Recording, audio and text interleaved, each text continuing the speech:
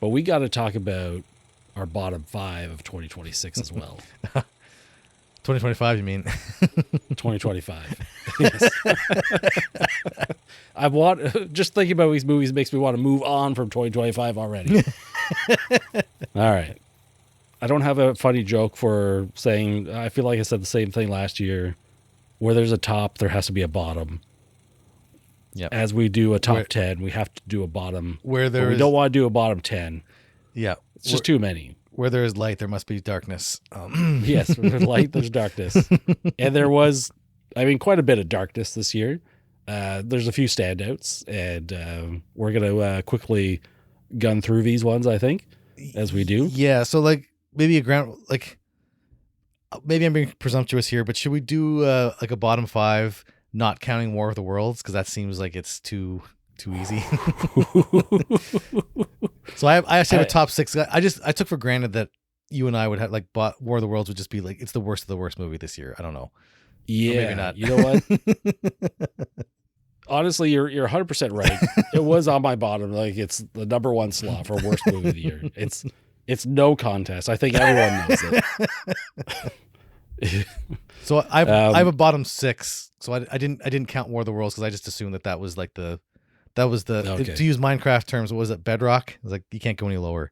All right, I'll pull another movie in here. It was like an honorable mention for worst movies, I guess. Just throw a wrench into your works. I know, but I was just it's just too easy. Jeez. All right, should we get into this thing? Let's do it. All right, so my number 5 worst is Peter Pan's Neverland Nightmare. Yeah, I've heard a lot of mixed reviews about that whole Winnie the Pooh verse from that dude. And to be fair, I'm watching this with my friends, and we're watching the whole Pooh universe. Pooh, I can't remember what they call it, Pooh-verse. And some of them are intriguing. I like horror movies. I like slasher movies. And I can see the appeal of some of these. These ones are super low budget, but I've seen a lot of low budget movies, and these ones actually look half decent if you can get past the look of a murderous Winnie the Pooh and Piglet and stuff. They're funky. But we watched another one. It was the Bambi one. Oh, and it was actually pretty solid. It was just there was a right amount of gore, action, stupid characters, everything lined up. Okay. Peter Pan's Neverland Nightmare was I think they had the right idea, but they're adding too much seriousness to the movie. Right. It's there was some stuff going on where it was some background of these characters that was really depressing. It was no longer tongue-in-cheek, can get behind it. You know what I mean? So, I think I gave the movie 1.5 or 2 stars, but it was tough to sit through. It was not fun like the other ones. So it's in terms of the Winnie the Pooh horror universe, it's a real downer. But that being said, there's still some merit to the movie itself. But I won't really get into it. Let's move on to your number 5. Yeah, I'm going to throw in Fountain of Youth. I don't know if you remember this movie. Oh my God, yes. This Netflix movie. So I tend to rate things more lower on the scale. If you have essentially infinite budget, if you got you're throwing $300-400 million at something, and you still come out with a garbage product, was the problem isn't the lack of resources, right? Because maybe lack of resources, you have somebody, some up and comer filmmaker don't have the resources but have an ambition, doesn't quite pull off. I can forgive that, but when you've got the power of Netflix funding behind you, and you got $200 million, I don't even know what I think that was an Apple TV movie too, right? Maybe it's Apple TV. Yeah, it was they're funded Hollywood movies, and for that to come out and be so uneven all over the place, and it's just the worst tropes of just constantly having characters just reiterate what's going on. It's stop explaining the movie to me as it's happening. It was half the characters were just oh yeah, this is happening right now, or remember when we did this? It's just shut up and make the movie, and stop and stop it's reading the script notes for the movie or something, right? It was just the characters were just kind of bland.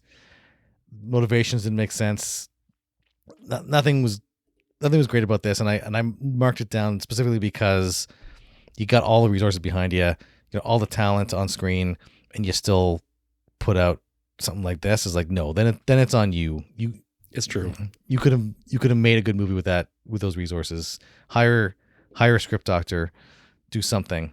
But no, like I have no I have no kind of forgiveness, no patience for people who squander those kind of resources and still put out this kind of, lackluster effort. So yeah, Found a Youth, number 5 for me. Yeah. What's next for you? I feel like you're angry about that one. Yeah. John Krasinski, you can do better. Right. And that's the thing. Get a better huge agent. names of that movie. And it's like, it is the epitome of a streaming movie, right?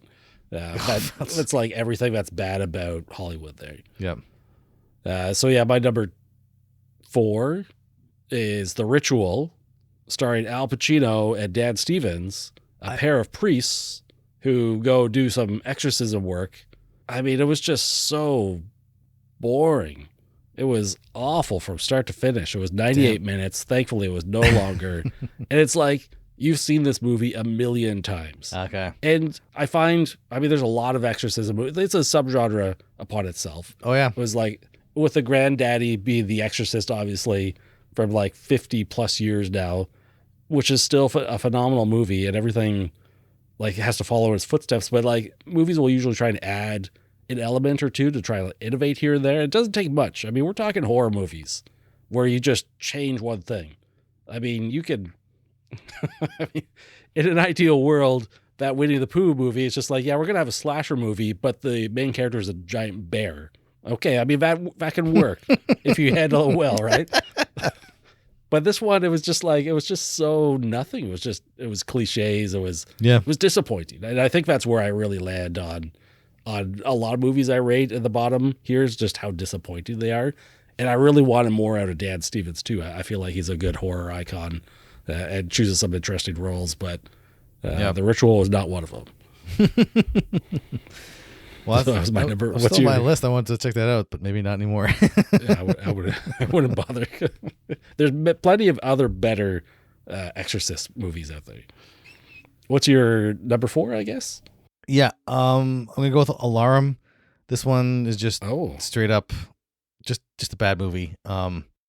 Scott Eastwood, he's a competent actor, but I felt like they tried to squeeze him into the Fast and Furious franchise a couple years ago, almost like to kind of take the place of what's the dude there who passed? Paul Walker. Paul Walker, yeah, almost take on like that kind of role. But Scott Eastwood, he's a good kind of like workaday journeyman actor, but I don't think he has the charisma necessarily to lead a film franchise on his own. And there's like, the story was just kind of meh. It was like supposed to be action, but the action was just like, it was ridiculous in the worst way. Just the special effects were just like, I think it showed up on Corridor Crew. An episode is like bad special effects. Okay, yeah, there was some really janky effects in that. Some weird stuff with the explosions, and Sylvester Stallone was in there, and he was fine. He's a good actor, so like he's gonna bare minimum kind of quality you're gonna get. He was good, but everyone else was just like, the director did not know what kind of film he wanted this to be. Did not know what tone it was supposed to be. Was it supposed to be kind of funny moments, and then the script was just all around bad. And this was, it was just, I watched it. I was just like, what even is this? Why? What have we done? What are we doing with ourselves? Couldn't get your time back. Eh? Yeah. But that was number 4. It was just, it wasn't offensively bad, but it was just like, it was like maybe somebody had a rich uncle that they got to bankroll the movie for them. Was that a direct-to-streaming movie? Like, was that a Netflix film or something? I believe so. I can't imagine this was in theaters for any length of time. Like, it was. It's brutal because it's like, we talk about straight to video or straight to streaming. It has a different meaning such for a us, negative, right? And then you have Train Dreams basically being in the top 3 for both of us. Being a direct-to-streaming movie, it's like there are gems in there. Oh yeah, but they put out a lot of garbage. I think even last year I was looking. I did, because I opened the template from last year to fill in, because I have a Word template going. And last year, Rebel Ridge, which was a Netflix release, it was on my top 10. And I was like, yeah, so there are gems every once in a while. Again, I don't think I've seen that physical release for Rebel Ridge. Netflix released some of this stuff. This is driving me bonkers. Crime. But anyway, number 3. Number 3 is a movie we actually did a podcast episode on and recently published, Flight Risk.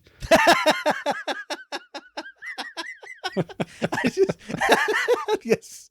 Sorry, yeah, I'm like a flood of memories. Oh my God, this movie. What is this movie? And I think that was it. It's like, this is an easily forgettable movie, but because like I'm so late on editing our episodes that I loaded this one up and I'm listening to it as I edit it. And I was like, damn, I forgot how awful that movie was. There's just like all the weird stuff that goes on, the weird acting choices by Mark Wahlberg. I mean, Mel Gibson obviously making strange decisions. Yeah, that's why I was surprised by it, because it was directed by Mel Gibson. Yeah. And usually, like, Mel Gibson he's like, for all his other faults as a human being, he's a really good actor and he's a great director, right? I just recently rewatched Apocalypto, I think last year. I was like, this guy can direct, like, amazing movie. And then to go something like Flight Risk, I'm just like, what are you smoking? What is going on here? I don't know. I mean, something crazy. Everything in here. I mean, there were a couple highlights. I think Michelle Dockery was okay. Topher Grace was fine. Yeah. There were other questionable things going on, but like, what a downer. Mark Wahlberg was there. I think the worst thing about that is the lots of advertising for it with a trailer that basically was a summary of the entire movie. Like, there was no surprises happening in the film whatsoever. And they had opportunity. I mean, I think we even discussed it on the episode where it's like they could have went here or there with the plot with some of the characters, but they just didn't. They just showed us everything in the trailer. Yeah, like the whole twist with Mark Wahlberg's character is like, you show that in the trailer? Are you stupid or something? Like, what are you talking about? Who put that trailer? Fire them immediately. No, don't fire them. I don't want anybody to lose their job. Yeah. But you know what I'm saying? I'm being hyperbolic. I'm sorry, trailer people. You have a hard job out there, I guess. All right, what's your number 3 over there? Number 3, one that I don't think you'd agree with, because like when I said, like, I messaged you about this one and you were like, oh really, that bad? Alma and the Wolf. Oh yes. Okay, yeah. But I was just watching it and like, this is a bit of a spoiler, but the whole thing was like, oh, it was all just a dream. That can be done well. See, like Total Recall, of course you can do it well. But this one was just like, narratively it was all over the place, and this like the reveals coming through at the end, like the wolf and the werewolf or the wolf man, and this is like, okay, all right, we're really doing this, okay. And then it came through at the end. I was like, well, that was an hour and a half of my life I'm never getting back. This was it felt like a student filmmaker was like, oh, this is a really cool idea, it's gonna blow people's minds, man. And then they made it and it's like, oh, and it's just like, no, we've seen all this done before and done better. And it was just all the elements were there for an interesting story. Again, a couple more versions of that script, because some rewrites could have done it justice, but the way it was, I was just like, yeah, I was, even before the stupid twist at the end, and it was a stupid twist. I'm sorry, the twist was stupid. And it comes to at the end, and I'm just like, even that partway through, I'm just like, I recognize some of these actors, and I've seen them in other stuff, and they're doing better. So like, it does come down to the direction you're getting too sometimes, right? And like, or maybe the director was trying to sabotage some of these actors and put their worst cuts in the film. I don't know, right? But it was just like, it felt very amateurish. I don't know. Was this a Shudder original? I don't think so, but I'm not sure on its origins. Honestly, like, I'm just looking up the movie now. I gave it 3 stars, which is, I gave it 1. You give 1 star. I see that. So that is a big difference. And I don't really remember this movie very well at all, which probably speaks to the quality of the film. But I do remember like being happy that the film was over when it finished. It was like not a long movie. It was 89 minutes. 89, with probably yeah. 4 or 5 minutes of credits. So there was just some, it could have been like, it veered into some surrealist territory, but like the changes were so jarring. I was just like, sometimes they want you to ask, question, what's real and what's not. But I was literally trying to figure out like, what happened. Like, there seemed like there was like a scene missing to explain what was going on. Yeah, I don't know. It was very bizarrely done. It felt very kind of amateurish. But yeah, Alma and the Wolf did not connect. And I was so stoked. It was like, oh, kind of werewolf story. It's right up my alley. Yeah. And it was not up my alley. But yeah, that was number 3 for me. My number 2 is Fear Street Prom Queen. Was that bad? I thought you loved the other I do. R.L. Stine adaptations from a couple of years back there. I do. I love that trilogy. I had, like, it's memorable watching those because I think they all dropped at the same time. It was like Tuesday, Wednesday, Thursday. I watched Boom, Boom, Boom. They are fun, good horror movies that take place in like vastly different times, right? Fast forward a few years to now, and they released this one, and it's a complete mess. Like, as far as I can tell, no one involved in the original trilogy was like involved in this. And truthfully, I don't know the source material, like, at all. I didn't know Fear Street was like a line of books, like young adult or kid horror books, whatever. I'm not sure if this is the same thing or they just wanted to capitalize on the Fear Street again, but it was such an interesting experiment, kind of like making 3 movies at once and just like shadow dropping them all at once and then be like, oh, we have a trilogy with like connective tissue between them all. It all works as like one big movie kind of. And then this thing, I think, as I recall, it was kind of like mean-spirited. It was not fun. It was just like, I see one review say it's very derivative. And yeah, like there was no originality here. It was just, took everything from that made the trilogy interesting and just said, no, we're going to make a generic slasher movie. And just put in like tons of like 80s music, like the needle drops. It just like, hopefully everyone is nostalgic about the music they're hearing to think it's a good movie, but it just wasn't. It was really bad. It has a low average on Letterboxd. I gave it 1.5. It just sunk. My heart broke because I do really enjoy the other ones. They aren't like stellar movies by all means. Yeah. But I had a lot of fun and they're memorable, and I've revisited them since. And this one just crapped all over it. Yeah, I think someone referred to them as almost like gateway horror movies because they were something like for kids to like not jump in the deep end of like Cannibal Holocaust or something, but it's like, okay, you start to go down the horror rabbit hole with something a bit, it's a step in that direction. Also, I don't know if I've been watching too much Patrick Willems recently, but you mentioned Needle Drop, and I know he's a whole episode on needle drops. So it's like, yes. I don't know. I got Patrick Willems on the brain today.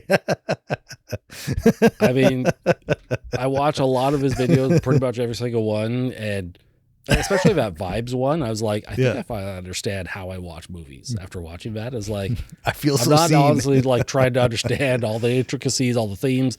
I'm just living through the vibes for the most part. Yeah. Anyways, what's your number 2 here? Going with a theme I had earlier, I'm going to say Jurassic World Rebirth. Again, because they had, you get, I can't remember, it must be like $300 million to budget to make this. So essentially you can hire anybody to do anything. You can hire the best actors, you can hire the best script writers, best, CG artists, the best cinematographers, and to still get something like this, which is just, you compare just on what's on screen, forget about the dinosaurs, but you look at the visuals between just the cinematography, how things were shot with the new one versus like the original Jurassic Park. I'm just like, everything looks so flat and so boring and so like artificially kind of bright, right? You look in the original Jurassic Park, you look at like filmmaking from the like 70s, 80s, 90s. It's like not everything, like the greens were so green on some of the grass, like nothing is that green. It looked like fluorescent almost. Like I was watching some kind of video essay about this recently. I was like, compared to like the original Jurassic Park, oh yeah, the trees are green, and the Jurassic Park Rebirth is like, they're like fluorescent green. Like, it's just like, I don't know. You had all these characters, none of them made any sense. You had the same kind of thing that happened in the other Jurassic World movies, where like sometimes like these random characters would just get these kind of really brutal extended deaths for no reason. Really kind of weird stuff, like the cook there, the chefs, they got like, I don't know, man. The whole thing was just you essentially have what's equivalent to most of us with like unlimited funds to make a movie. You can do anything, anywhere. Yeah. and there's no excuse to have this such low quality movie making. Yeah, Jurassic World Rebirth is like, yeah, just because I have such a high standard of quality from that was established by the first movie, even the first trilogy, right? You look at Jurassic Park 2 and Jurassic Park 3, not my favorite movies, but like going back and watching them was like, oh, these are competently made movies at least. And like Jurassic World Rebirth, I was just like, I don't know. Like a lot of it was like some of the flat lighting is like, are they just in front of a green screen half the time? And then you got like most likely the ninja T-Rex who just like can appear and disappear at will. I guess kind of in the first movie he was like a ninja too because he showed up at the end scene and nobody knew. But I don't know. It was like just everything seemed so contrived. The characters weren't likable, right? Like that boyfriend subplot. That boyfriend was a dick the whole time. He didn't do anything to redeem himself, and he was still a jerk by the end. And I was like, am I supposed to be cheering for these people? And then it's like I'm tired of this. Yes, they're genetically engineering, not like dinosaurs that never existed. And then we got like the D-Rex now, and it's like, just stop. Just stop. It didn't work in the past couple movies with the stupid raptor. What is it? The Indominus Raptor, Indominus Rex, and then there was the Indominus Rex, Indoraptor. Now this one, I'm just like, coming to a toy shelf near you soon. It didn't work then. It's not working now. Give it up.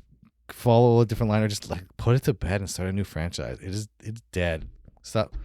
It's just like, stop beating this horse. This poor horse is dead already. Just leave him alone. Bury him and move on. For the love of all things good and holy.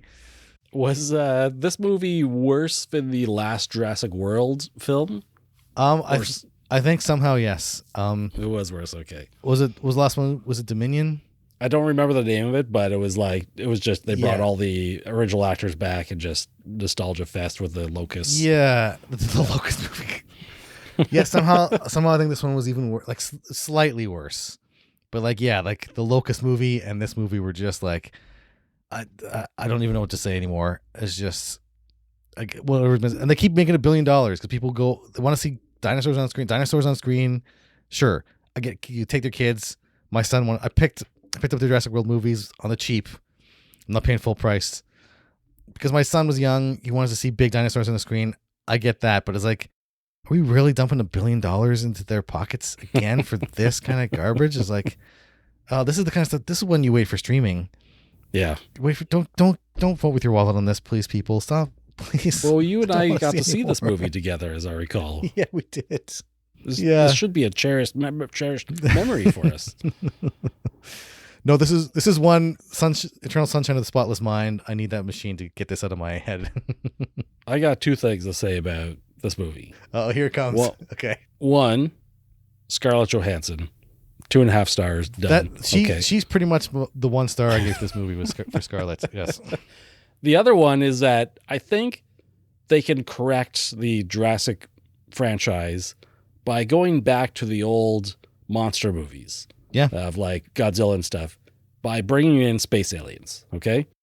So we have all these raptors and like Earth-based Rexes. I think they need to introduce aliens, bringing in their own dinosaurs and pitting them against each other, terrorizing cities, and let's make a classic monster movie. I'm available for hire anytime you want a script for this. Okay. That's perfect. No, hear me out. Okay. Alien versus Predator versus Ash versus Jurassic Park. Done. Sold. Oh my god. Versus everything. Yeah. Done it. Throw Freddy and Jason in there too. Versus them all. All right, what's your number one worst movie of the year, not counting War of the Worlds for 2025? Yeah, because it truly is War of the Worlds, but this one was number 2 for me. And it almost feels like kind of bad saying it's number 1 because it's not. I don't think it is the worst movie. I don't think it's really bad. I just hope it's not one of my top 10. No, definitely not one of your top 10. It is Wolfman. Oh, yeah. Disappointing. Directed by Lee Whannell, who has directed some crazy good stuff like Invisible Man and Upgrade. Oh, yeah. I love those movies. The thing is, what really muddies my vision on this movie is the theater experience was the absolute worst in theater experience I've ever had in my life. There was maybe, I want to say like 8 or 10 incredibly obnoxious teenagers, young adults in the theater, non-stop talking, laughing, noises, screens. They're going up and down the stairs. It was brutal. It was just absolutely awful. And the thing is, the times I could focus on the movie, I was like, I think this movie might be garbage. And it's like nobody else in the audience seemed to really like be put up much of a fuss here. The saving grace is that, I mean, it was 102 minutes, so it wasn't like a 2.5 hour long like werewolf movie here, thankfully. And I'm not sure that I can like lay it down as the worst movie of the year, but I have no desire to revisit this. Like everything I've read about this movie is just saying it is awful. Like it's maybe mediocre at best. Definitely not worth revisiting. If anything, I can't because I'll just be living through that trauma. I'll be reminded of that trauma again. Even just talking about this like makes me question why I go out to the movies. Jeez. Did you see this one? Yeah. It was an honorable mention for me. It almost made my list. It's ironic because Julia Garner, she's in a couple other great movies. I think she was in Weapons, one of my top movies, and then also in Wolfman, one of the bottom movies. I was watching this, and then Christopher Abbott. I was like, I love Christopher Abbott ever since Possessor. Like, yeah, I want to see this guy more stuff, but not like this. Not like this, yeah. To quote Mouse in the Matrix, not like this. But like I was watching, and like I'm a huge werewolf fan. We both, I think, American Werewolf in London is one of our top movies. Forget about werewolf, which is one of our top movies of all time. I love anything to do with the werewolf mythology. You know, I got a tattoo. One of my tattoos is a werewolf. Like I love werewolves, right? And watching this, I was like, okay, they're setting things up thematically. As in cycles of abuse and patterns of abuse, and then but that kind of the messaging was problematic because there's an idea of like, oh, is it in your genes to be abusive?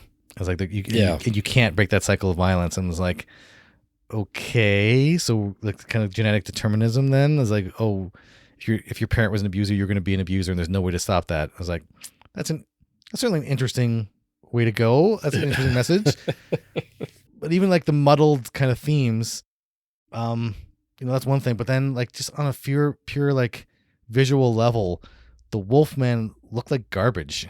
Looked like a regular dude with a bit of extra hair and stuff on him. I was like, you look bad. That's your Wolfman? That's the best you can do. And even if you have like the Jaws approach and you only have like one or two kind of clear shots, you put all your money there in makeup or special effects and do those 1 or 2 shots great. But this was an affront to werewolf makeup artists. Every person who worked on any werewolf movie, visual effects or makeup, this is an affront to all the hard work you put in. I don't know whether it was like budget or time, lack of resources, but even if you look back, there was the Wolfman movie with Benicio del Toro and Anthony Hopkins from, was it 2010 or something?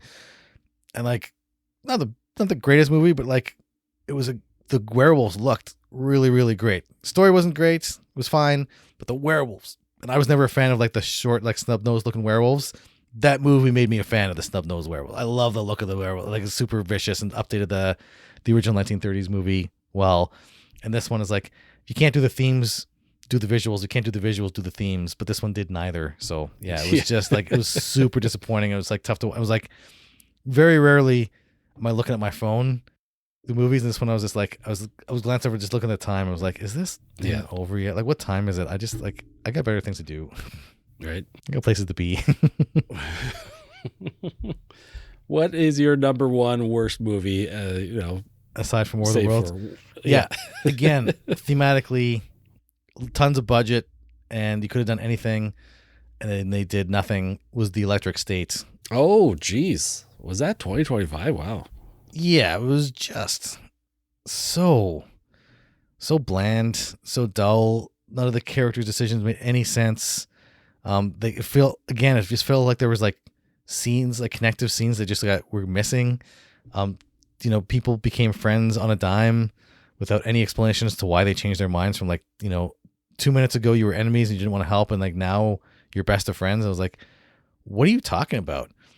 And then again, it's like with the flat lighting, and there's like doesn't feel like any depth to any of the cinematography or anything. Like everything. A lot of these movies, like Jurassic World Rebirth, and what was the other one I mentioned? The Fountain of Youth and stuff. All these movies now look so clean. Like everybody looks so clean. Everything looks so pristine. None of the world looks lived in at all. Mm-hmm. Everyone's clothes are so perfectly pressed, and like they're in a dystopia in an electric state, and everyone looks great. Perfect hair, perfect teeth. Yeah. Their clothing, like your clothing looks perfect. What are you talking about? You're supposed to be in a wasteland. Everyone looks great. Everything is great. It's so like it's the worst thing you can say about a film, I think, is being forgettable, right? It's like, at least if you were so bad, it's like, at least War of the Worlds, I'm talking about it. I'm thinking about it. It was so bad. Yeah. It elicited a negative emotional reaction, but Electric State didn't elicit any reaction. It was like emotionally dead. It felt emotionally dead, and it awakened nothing in me. Neither hate nor love. I think that's the worst indictment you can have against a piece of art, is just like, it didn't impassion me either way. It's like, at least if I hated something, it's like, okay, it sparked an emotional response, a terrible emotional response, but still. But Electric State was just like, no, it's just so bland and uninteresting. I don't know the source material at all, but again, it's like, you think of all the movies dealing with like AI, and this one was like, again, it was kind of so offensive in how it dealt with themes of slavery. Using these robots as a surrogate storytelling tool is just like, really? You're already treading on, this is very thin ice. You look at, historically what, happened with in the US with slavery, and you're going to make commentary about slavery. You got to be super, super careful and super nuanced. And yeah, I think this fails the bill in every respect. It's a prime example of how not to spend $300 million or whatever the price tag was. But well, that's the thing, is that there's so much money into it. There's so much, and the movie comes out, and it might be mediocre. I mean, it might be bad, but it's brought further down just by, like, it seems to be like just mishandled or something. Like, it's just they clearly wanted this to be another big franchise. Like, they wanted this to be the beginning of something big, and they keep taking these big swings, and they keep missing with it. And it's like, at what point does it stop? And you have a huge cast in here of like recognizable, famous people.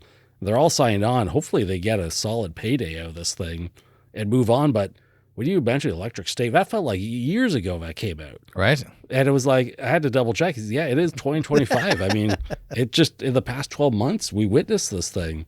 It feels like the definition of fix it in post or find it in the edit, right? It's like, just film a bunch of stuff, put a bunch of people in green screens, figure out all the lighting and of the stuff later, figure out the story when you were editing it together. It felt like a bunch of loosely written scenes. They didn't know what they were doing. It's like, I'm sick and tired of, these, massively, like, hundreds of millions of dollars funding for these movies. And you can't even light things correctly. You got to film everything in front of a green screen. Everything's so flat, and you can't even, like, hire Alex Garland to do your story, for God's sake. He can't. It's not like he's going to cost you like $50 million. Like, come on, guys. Like, Danny Boyle knows what's up. He's like, you hire Alex Garland, write your story for you, get it done. Right? It's like, in Alex Garland we trust. Yes. Give him everything. But that's it. And then the War of the Worlds was just like, it was an Amazon special, right? Oh, War of the Worlds. The concept could have been interesting, but like, Ice Cube was severely miscast. All due respect to Ice Cube, right? Dude's fine, right? He can act given the right role, but like, this was not the role for him. And it wasn't the role for anyone. It wasn't the role for anyone. Yeah, you're correct. You got to look at some of these actors and think, like, there was a soundbite from Matt Damon where he's like, sometimes you go into a production and you're like a month or a couple weeks into production on like a 6-month shoot, and everyone just kind of knows like the final result is not going to be good, but you all have to sit through it. And it's like, that has to be this. Like, these people signed on. I think this movie was filmed during COVID.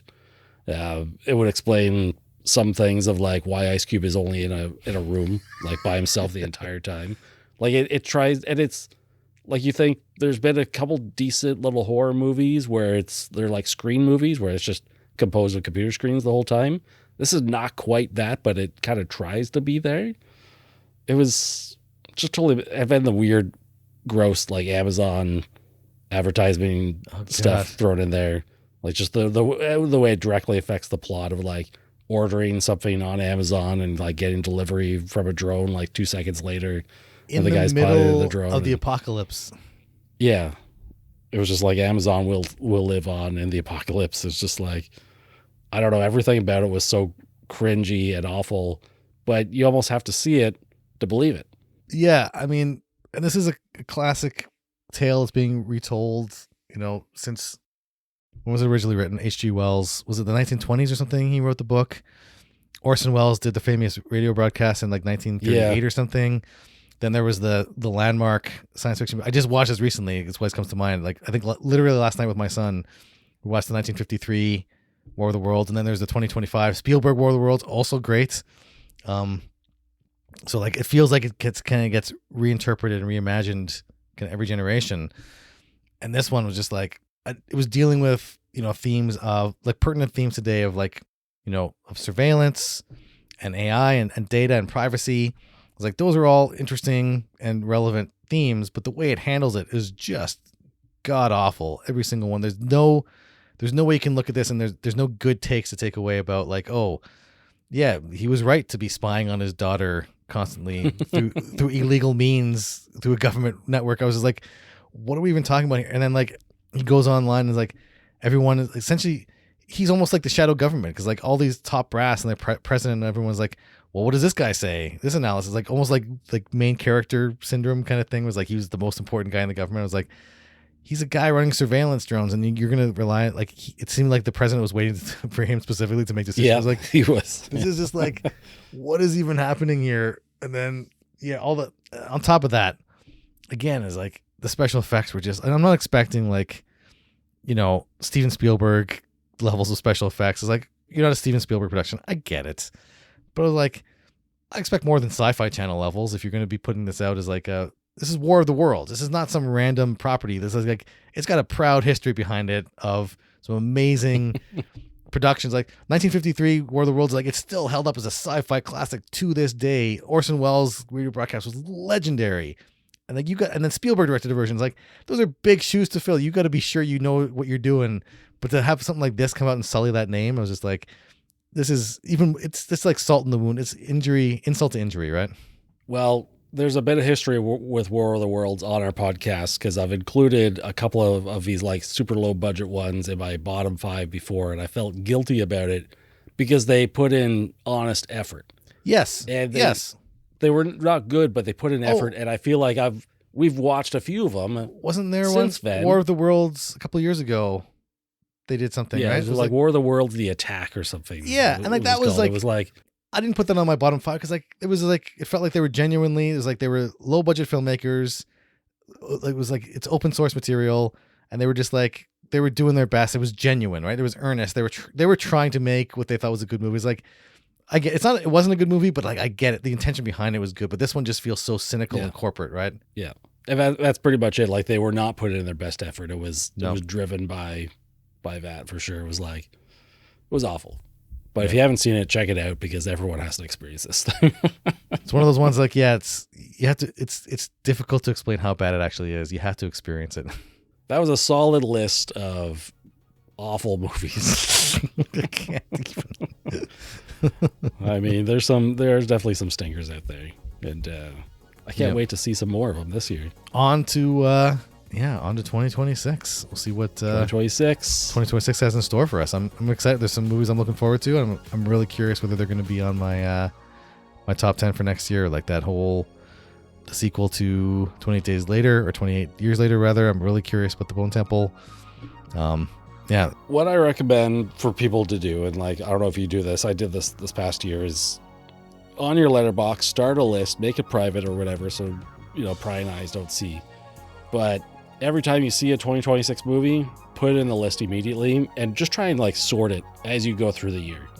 And then you just sort of had like this natural progression. And then, like for me, I did that, and then I tried to sit down and like sort the entire list all at once. What an awful experience that was, because it's like most of my movies I watch are 3 stars, and it's like there's 50 of them rated at 3 stars. You're like, I can't sort these. They're like, it's just brutal. But you do get a very clear sense of what's at the top and what's at the bottom. Oh yeah, I think that's a wrap. That's a wrap. No, thanks for listening, everyone, and go out there and continue on your 2026 film journey. As always, we appreciate you hanging out with us today and taking the time to listen to our podcast. You can find us online over at realfilmchronicles.com, where we have not just a repository of podcast episodes, but many of our written reviews as well. If you're up to it, you can follow us on Twitter, Facebook, or Instagram as well. All the links should be within the show notes here. So until next time, take care of yourself and others, and be sure to enjoy your film journey.